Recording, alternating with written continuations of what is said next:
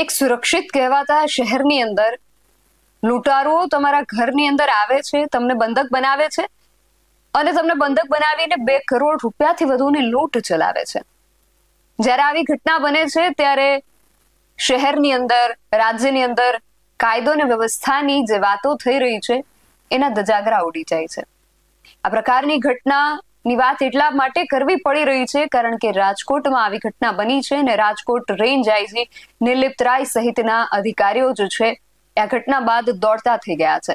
શું છે સમગ્ર વિગત, તેના વિશે વિગતે વાત કરીએ આ અહેવાલમાં. જય હિન્દ BSI ન્યૂઝ પર આપની સાથે હું છું નિધિ ગઢવી. રાજકોટના શાપર ગામ નજીક આ એક ઘટના બને છે. ઘટનાની અંદર ઘરના જે મકાન માલિક છે 77 વર્ષીય વૃદ્ધ, એમનું નામ જીતેન્દ્રસિંહ જાડેજા હોવાનું સામે આવ્યું છે. આ વ્યક્તિ ઘરે એકલા હતા ત્યારે એમની એકલતાનો લાભ લઈ અને બુકાનીધારીઓ અડધી રાત્રે એમના ઘરની અંદર પ્રવેશે છે, એમને બંધક બનાવે છે અને એમના ઘરની અંદર હાજર 2 કરોડથી વધુના જે રોકડા રૂપિયા હતા એના સહિત સોનાના દાગીના પણ લૂંટીને ત્યાંથી ફરાર થઈ જાય છે. સુરક્ષિત કહેવાતા શહેરની અંદર અને કાયદો અને વ્યવસ્થાની પરિસ્થિતિ ખૂબ સારી છે એવી વાતોની વચ્ચે જ્યારે આવી ઘટના બને છે ત્યારે આ ઘટના આપણને વિચારતા કરી મૂકે છે. 2 કરોડથી વધુની લૂંટ કોઈ આપણા ઘરની અંદર આવી અને આપણને જ બંધક બનાવીને જ્યારે કરી જાય છે ત્યારે પોલીસની કામગીરી ઉપર ઘણા બધા પ્રશ્નો ઊભા થાય છે અને પ્રશ્નો થવા સ્વાભાવિક છે. રાજકોટના જે રેન્જ આઈજી છે નિર્લિપ્ત રાય, એમની ખૂબ કડક છાપ છે અને એમની આ કડક છાપ વચ્ચે પણ જો લૂંટારુઓને એવો ડર ન હોય કે રાજકોટના ખૂબ કડક કહેવાતા રેન્જ આઈજી નિર્લિપ્ત રાય અમારી શું હાલત કરશે, એવો ડર જો એમનામાં ન હોય તો કાયદો અને વ્યવસ્થાની પરિસ્થિતિ સામે ઘણા બધા પ્રશ્નો આવીને ઊભા રહે છે.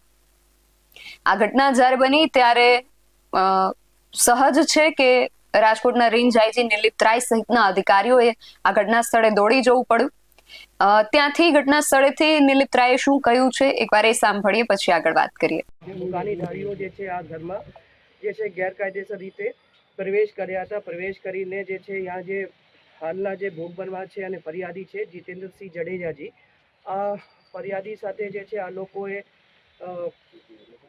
એને ભયમાં મૂકીને અને એને જે સામાન્ય ઈજા કરીને આ સાઈડમાં બેસાડી દીધા.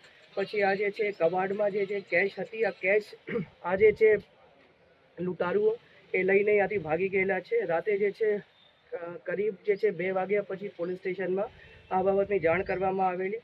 પોલીસે જે છે તુરંત જે છે રેસ્પોન્સ આપેલું. રેસ્પોન્સ આપ્યા પછી આજે ગઈકાલે રાતે જ ઇમિડિયેટલી વિસ્તારના જે SHO છે, એના PI છે, ડી સ્ટાફ છે અને DYSP છે, એ લોકો દ્વારા વિઝિટ કરવામાં આવેલી. રાતે જે છે રાજકોટ ગ્રામ્ય SP દ્વારા પણ આ સ્થળની વિઝિટ કરવામાં આવેલી અને વિઝિટ અનુસંધાને જે છે ફોરેન્સિક સાયન્સ FSL અધિકારી અને જે છે ડોગ સ્ક્વોડ અને ફિંગરપ્રિન્ટ એક્સપર્ટની પણ વિઝિટ થઈ ગયેલી છે અને આ લોકોએ જે છે જે જરૂરી પુરાવા છે એ સ્થળ ઉપરથી મેળવેલા છે અને જે છે આ પુરાવાને ધ્યાને લઈને અને SP સાહેબની વિઝિટ પછી અલગ અલગ જે છે LCB અને અન્ય લોકલ પોલીસની ટીમો બનાવી જે છે નાકાબંધી પણ કરાવવામાં આવેલી છે અને જે છે આ ડિટેક્શન માટે, આ ગુનાને શોધવા માટે જે છે પણ અલગ અલગ ટીમો કાર્યરત છે અને બધા પાસાઓથી આપણે ટેકનિકલી જે છે અને હ્યુમન ઇન્ટેલિજન્સથી અને અન્ય માધ્યમોથી અમે બાતમી મેળવીને અને ઇન્ટેલિજન્સ ગેધર કરીને આ જે છે ગુનાને ઉકેલવા માટે અને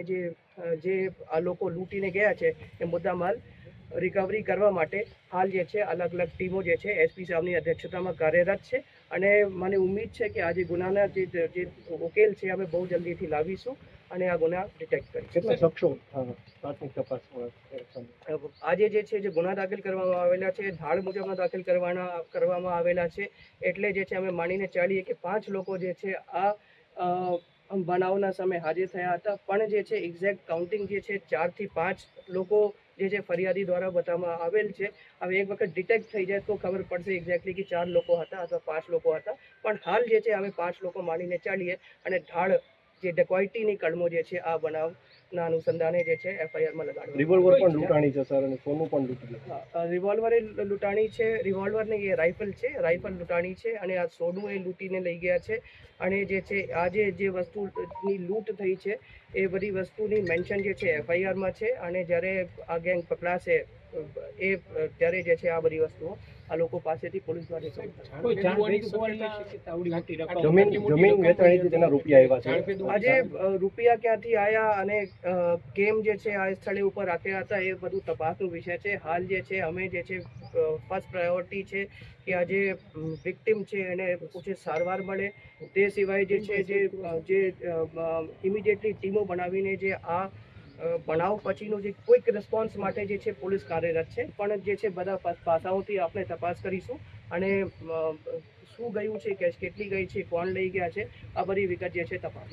આ ઘટનાની અંદર જે ભોગ બનનાર છે જીતેન્દ્રસિંહ જાડેજા, એમની ઉંમર લગભગ 77 વર્ષ છે. એમના જે પુત્ર છે જયવીરસિંહ જાડેજા એ રાજકોટની અંદર રહે છે અને એમનો પેટ્રોલ પંપ અને રિયલ એસ્ટેટનો ખૂબ સારો એવો એમનો વ્યવસાય છે. વ્યવસાય સાથે સંકળાયેલા છે અને એવું કહેવામાં આવી રહ્યું છે કે શાપરની અંદર જે એમની બિનખેતી જમીન હતી એ જમીન જે છે એ ધીમે ધીમે કટકે વહેંચી રહ્યા હતા અને એના જે પૈસા છે એમાંથી જે રોકડ રકમ આવી રહી હતી એ એમણે એમનું જે શાપર સ્થિત ઘર છે ત્યાં રાખી હતી. એમનું પોતાનું રહેણાંક રાજકોટની અંદર છે, પણ એમના જે પિતા છે ભોગ બનનાર જીતેન્દ્રસિંહ જાડેજા એ શાપરમાં એમના પત્ની સાથે રહે છે.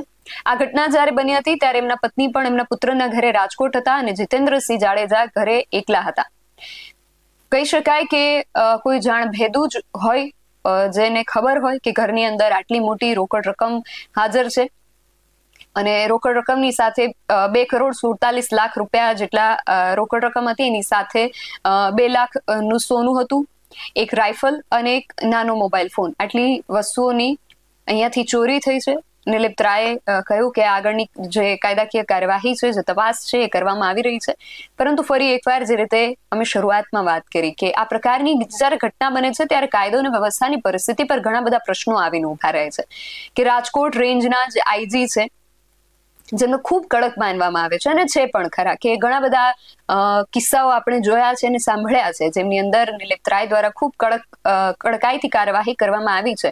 પરંતુ જો હજુ આવા જે લૂંટારૂ તત્વો છે, જે આવારા તત્વો છે, જે ગુનાહિત માનસિકતા ધરાવતા તત્વો છે, એમની અંદર જો એમનો ડર નથી તો આ એક ગંભીર બાબત છે ને આ એક ચિંતાનો મુદ્દો છે.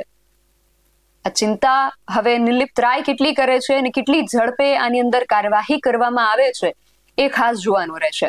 તમારું આ સમગ્ર વિષયને લઈને શું માનવું છે, તમારો મત અમને કોમેન્ટ બોક્સમાં ચોક્કસથી જણાવજો.